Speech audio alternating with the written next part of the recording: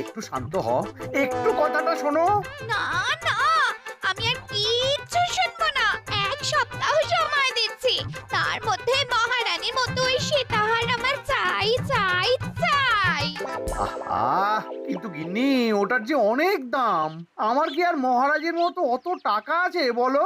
এই শোনো, তোমার কি আছে আর কি নেই তা আমার খুব ভালো করে জানা আছে, বুঝলে? কিন্তু গিন্নি, একটা কথা কান খুলে শুনে রাখো, এবারে যদি তুমি ওই সীতাহার আমাকে গড়িয়ে না দাও, আমি তাহলে চিরদিনের মতো বাপের বাড়ি চলে যাব। এই আমি বলে দিলাম। আচ্ছা ফাঁপড়ে পড়লাম আমি, কি যে করি। দূর, আর ভালো লাগে না।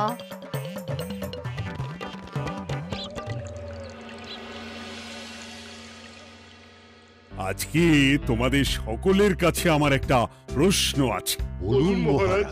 আচ্ছা, ধরো তোমরা যদি এ রাজ্যের লোক না হতে, অন্য কোনো রাজ্যের হতে, তাহলে তোমাদের কাছে কৃষ্ণনগর কেমন মনে হতো? মহারাজ, এক কথায় বলতে গেলে সমৃদ্ধ শক্তিশালী রাজ্য। বেশ, তা হঠাৎ এমন প্রশ্ন মহারাজ? আসলে বেশ কিছুদিন ধরেই আমি একটা কথা ভাবছিলাম। ঈশ্বরের দয়ায় আমাদের সবই আছে, তবু রাজ্যকে আরো শক্তিশালী ও অন্যান্য রাজ্যের সাথে সুসম্পর্ক বজায় রাখা একটা রাজধর্মে পড়ে। ঠিক বলেছে। ঠিক বলেছেন। বলি, তুমি কি এসব কথা কখনো ভাবো মন্ত্রী? হ্যাঁ, মানে আগে রোজ না, কিন্তু কখনো সখনো বোধহয় ভেবেছিলাম। কবে শুনি? ইয়ে, ওই তো কিছুদিন আগে, ওই সেদিন। এটা ঠিক কোন সেদিনের কথা বলছেন মন্ত্রী মশাই? যেদিন আকাশে ওই দুটো সূর্য উঠেছিল? তোমাকে সবকিছুতে ফোড়ন কাটতেই হবে না গোপাল, হ্যাঁ? কি আর করি বলুন, আপনার কষ্ট যে আর সহ্য হয় না। যাই হোক, মুদ্রা কথা হলো, এসব কথা মাথায় রেখে এখন আমাদের কিছু করা উচিত। কিন্তু কি করা উচিত সেটা আমি ঠিক বুঝতে পারছি না। এই একটা করে রসগোল্লা খাওয়ালে কেমন হয়? এই, তুমি থামবে? মহারাজ, আমার কাছে একটা উপায় আছে। 10 দিনের একটা মিলন মেলার আয়োজন করলে কেমন হয়? খুব বাজে হবে। একটা মেলা কত ঝামেলার কাজ সেটা বোঝো? একেই কত খরচ, তার উপর আবার অনেক লোক। মোটেই না, এটা তো দারুণ বুদ্ধি দিয়েছো গোপাল। এমন কিছুই তো চাইছিলাম। ধুর, আর সবকিছুই আমার বিপক্ষে মনে হয়। দিনটাই খারাপ, আমি বরং চুপই থাকি। তাহলে সবাই শোনো, 1 সপ্তাহ পর কৃষ্ণনগর এক বিরাট বড় মিলন মেলার আয়োজন করছে, আর তার জন্য লোকজনকে নিমন্ত্রণ করার কাজ দেখবে গোপাল। যথা আজ্ঞা মহারাজ। আর মন্ত্রী, ভালো করে শুনে রাখো, মেলা প্রাঙ্গণ সাজানো, ঠিকঠাক নিরাপত্তা, এসব তোমার দায়িত্ব। আচ্ছা, কিন্তু বলছিলাম যে সবকিছু ভালো করে করতে গেলে খরচও তো। ওসব নিয়ে তোমাকে চিন্তা করতে হবে না। যত খরচই হোক আমাকে বলো, আমি দেব। আরে বাস, তো দারুণ ব্যাপার। এই ফাঁকে যদি কিছু আমারও লাভ হয়ে যায়, তাহলে গিন্নির গলার হারটার কিছু একটা করতে পারবো। বেশ, তাহলে প্রত্যেকে নিজেদের কাজ শুরু করে দাও।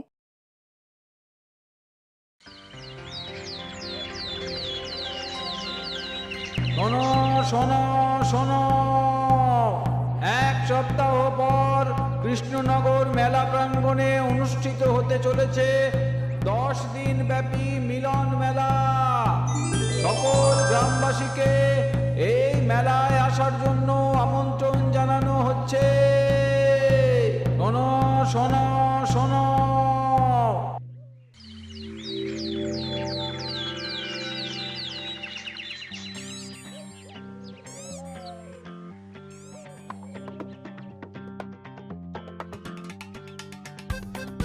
বাহ বাহ বাহ, ঠিক যেমনটা চেয়েছিলাম তেমনটাই হয়েছে। আর এসব কিছুর জন্য আমি গোপালকে ধন্যবাদ জানাতে চাই। কি যে বলেন মহারাজ, এই কৃষ্ণনগর তো আমার নিজেরই পরিবার। সেসব আমরা খুব ভালো করেই জানি গোপাল। আর দীক্ষেতা একেবারে উতলে পড়ছে। এসব দেখে গা জ্বলিয়ে যায়। তোমার এই এত ভালো বুদ্ধি দেওয়ার জন্য আমি তোমাকে 50টি স্বর্ণমোহর উপহার দিতে চাই। এটা কি হলো? এরকম হলে কিন্তু আমি খেলবো না। কেন মন্ত্রী, তোমার আবার কি হলো? আমিও তো মেলার আয়োজন করেছি, তাহলে গোপাল একা কেন উপহার পাবে? সে তো মেলার জন্য অনেকেই কাজ করেছে, কিন্তু আসল বুদ্ধিটা তো দিয়েছে গোপালই। মন্ত্রী মশাইয়ের বোধহয় খুব হিংসা হচ্ছে। ঠিক আছে মহারাজ, আপনি বরং এই উপহার সকলের সাথে ভাগ করে দিন। না গো, কোনো ভাগ চাই না। তোমার উপহার তুমিই রাখো। যত সব।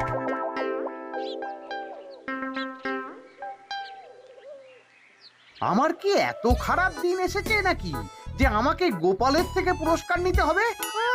অনেক হয়েছে। না না না, এবার আমাকেই কিছু ভাবতে হবে মনে হচ্ছে।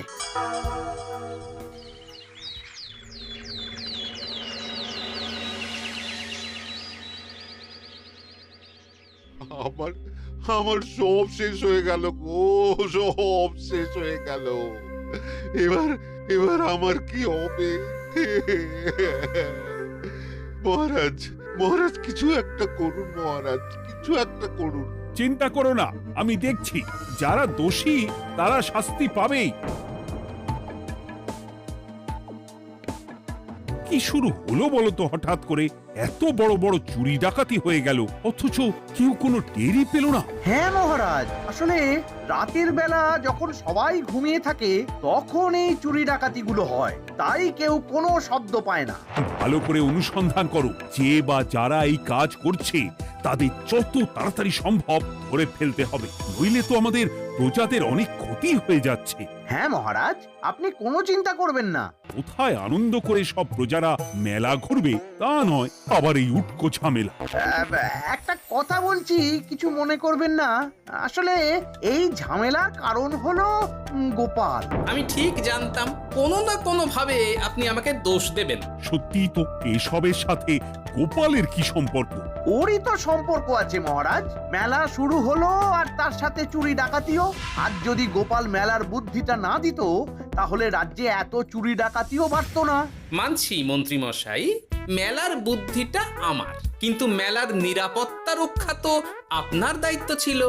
যদি মেলা থেকেই এই ঝামেলা শুরু হয় তাহলে তো আপনার কাজেও ফাঁক আছে। মুখ সামলে কথা বলো গোপাল। আহ, তোমরা একটু থামবে? এখন নিজেদের মধ্যে ঝামেলা করার সময় নয়। সবাইকে একসাথে কাজ করে আসল চোর ডাকাতদের ধরতে হবে, তারপর বোঝা যাবে কার দোষ ছিল আর কার নয়। আগে মহারাজ।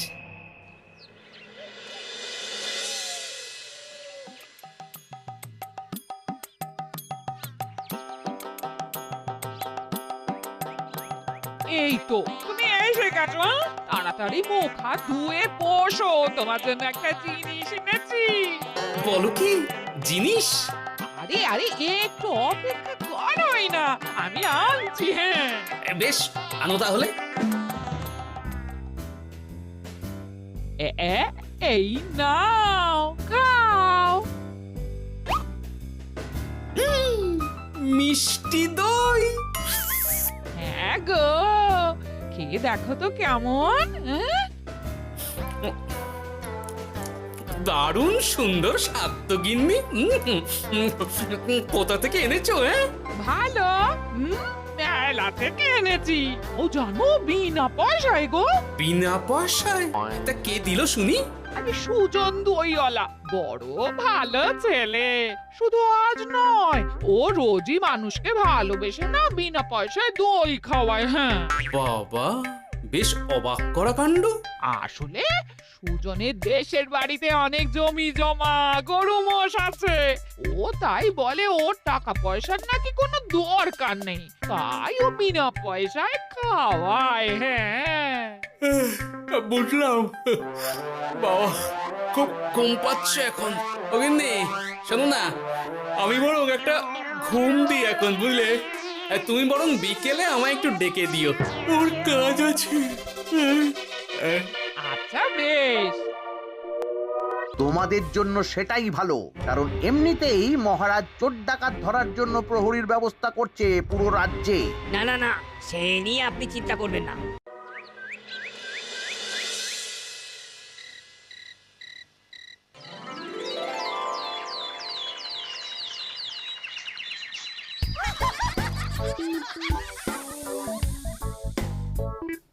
কই গো ওরে আর কতক্ষণ ঘুমোবে সকাল তো হয়ে গেল সে কি গিন্নি, সকাল? তোমাকে যে আমি কতবার বললাম আমাকে বিকেলে ডেকে দেবে। তা বলি কবেকার বিকেল, গতকালে না আজকে? তা তোমার বুদ্ধিতে কি বলে গিন্নি? আর বুদ্ধি নিয়ে কথা বলো, আগে নিজের ঘুমকে দেখো। গতকাল বিকেল থেকে ডেকে ডেকে গলা ব্যথা হয়ে গেল, কিন্তু ওনার ঘুম আর ভাঙে না। হতেই পারে না। পারে না? ওদিকে কাণ্ড দেখো, রাতের খাবার পর্যন্ত পড়ে আছে। হ্যাঁ, আজব কাণ্ড। যাই হোক, অনেক দেরি হয়ে গেছে বুঝলে, আমাকে এক্ষুনি রাজসভার জন্য বেরোতে হবে।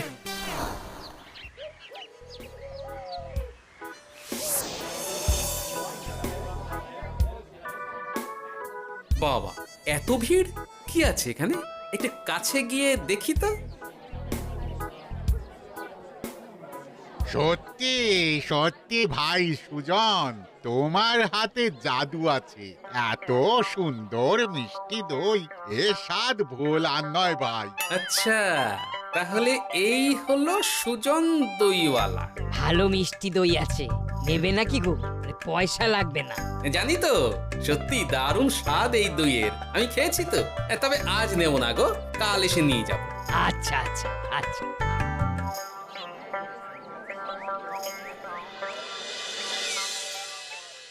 আর কোনো নতুন খবর পেলে ওই ডাকাতদের ব্যাপারে? না মহারাজ, এখনো ঠিক ধরতে পারিনি। ওরা বোধহয় বুঝতে পেরে গেছে যে আমরা খোঁজ করছি। মহারাজ, আমার মাথায় একটা নতুন বুদ্ধি এলো। রাতের বেলা করে সব বাড়িতে পাহারা দেওয়া শুরু করলে কেমন হয়? সব চুরি তো রাতেই হচ্ছে। আরে, এ তো দারুণ বুদ্ধি। কিন্তু মহারাজ, আমাদের রাজ্যের প্রহরীরা রাতের বেলা কি করে পাহারা দেবে? কেন কেন, কি সমস্যা? অনেক সমস্যা আছে। তাদের শরীর খারাপ হতে পারে, তার চেয়েও বড়, রাত জেগে থাকলে দিনে তারা সকলে ঘুমোবে, তখন পুরোটাই বেকার হবে। কিচ্ছু বেকার হবে না মন্ত্রী মশাই, আমাদের প্রচুর সেনা আছে, তাদের সকলকে দায়িত্ব ভাগ করে দিলেই হয়ে যাবে। তুমি বেশি বোঝো। গোপাল তো কিছু ভুল বলেনি মন্ত্রী, আমরা পাহারা বাড়াবো। আমি আজই সব সেনাদের সাথে কথা বলছি। সেনাপতি, তুমিও এই ব্যাপারটা একটু দেখো। যথাজ্ঞা মহারাজ।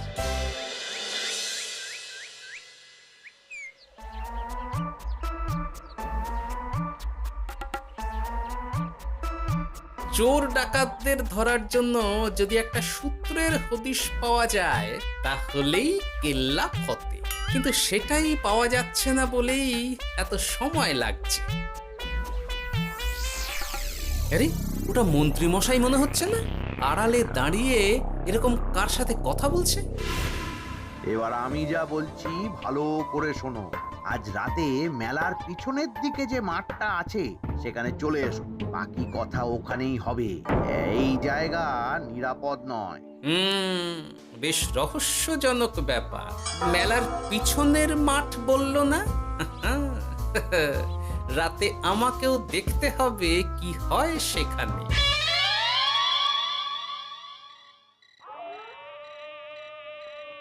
উফ, কি মশা রে বাবা! কখন থেকে দাঁড়িয়ে আছি, মন্ত্রী মশাইয়ের পাত্তা নেই কেন?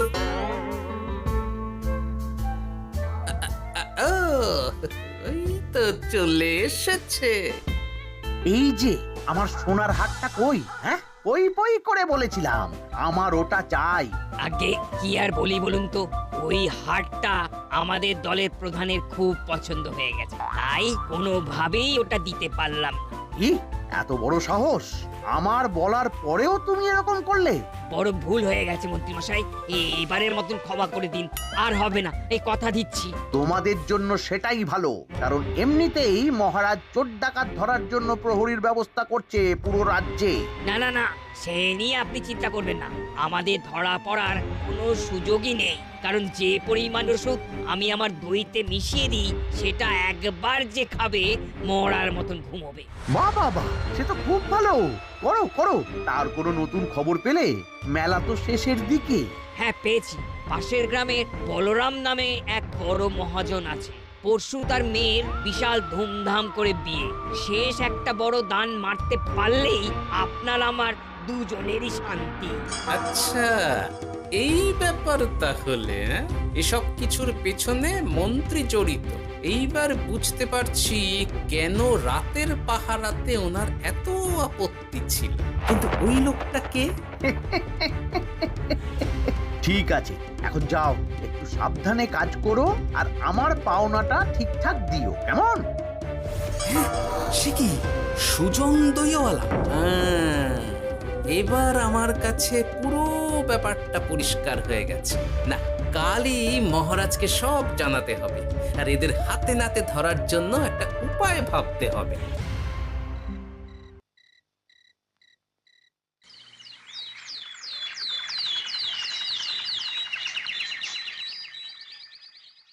আরে এসো এসো, তোমার জন্যই তো অপেক্ষা করছিলাম। কি এমন জরুরি কথা আছে যে একান্তে দেখা করতে চাইলে? কোন মুখে বলি মহারাজ, সর্ষের মধ্যেই যখন ভূত তখন আর কি।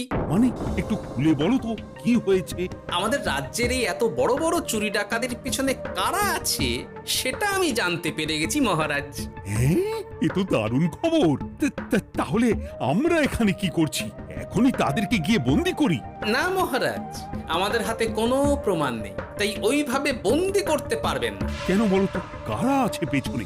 সেটা আপনি নিজের চোখেই দেখে নেবেন পরে। তবে এটা জানিয়ে রাখি, আমাদের মন্ত্রী মশাইও যুক্ত আছেন। কি? আমাদের মন্ত্রী? এত বড় বিশ্বাসঘাতকতা! আমি এখনই নিজের হাতে ওকে বন্দি করতে চাই। না না না না মহারাজ, সেটা করলে বাকি ডাকাতদের ধরতেই পারবেন না। তাহলে উপায়? আমি জানতে পেরেছি এই ডাকাতদের পরের নিশানা হলো পাশের গ্রামের বলরাম মহাজনের বাড়ি। বলরাম মহাজন? কাল তোর মেয়ের বিয়ে, আমাদেরও তো নিমন্ত্রণ আছে সেখানে। তাহলে তো আরোই সোনায় সোহাগা। শুনুন মহারাজ, আমার মাথায় দারুণ এক বুদ্ধি এসেছে। সে কি? হ্যাঁ, আপনি কোনো চিন্তা করবেন না, আমি শুধু যা বলছি সেটা করুন, বাকিটা আমি সামলে নেব। তবে দেখবেন যেন মন্ত্রী মশাই এসবের কিচ্ছুটি টের না পায়। বেশ বেশ বেশ।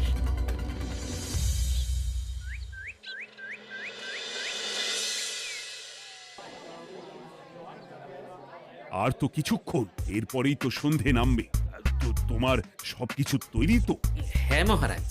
আরে মহারাজ আর গোপাল কানে কানে এত কি কথা বলছে, আমাকেও জানতে হবে সেটা। ওই যে আসছে মরকটটা, আমার আর ওকে এক মুহূর্ত সহ্য হচ্ছে না। মনে হচ্ছে গুদুম গুদুম করে ওর মাথায় গাঁটটা মারি। শান্ত হন মহারাজ, দয়া করে শান্ত হন আর একটুখানি, তারপর আপনি মন্ত্রী মশাইয়ের সাথে যা ইচ্ছে করবেন। ওর আমি বরং অন্যদিকে যাই, মুখ দেখলেই আমার মাথাটা গরম হয়ে যাচ্ছে। সেই ভালো। কি হলো ব্যাপারটা? যাই হোক, আর তো কিছুক্ষণ, তারপর আমার বিশাল লাভ হবে। বরং ততক্ষণ আমি পেট পুজো করি।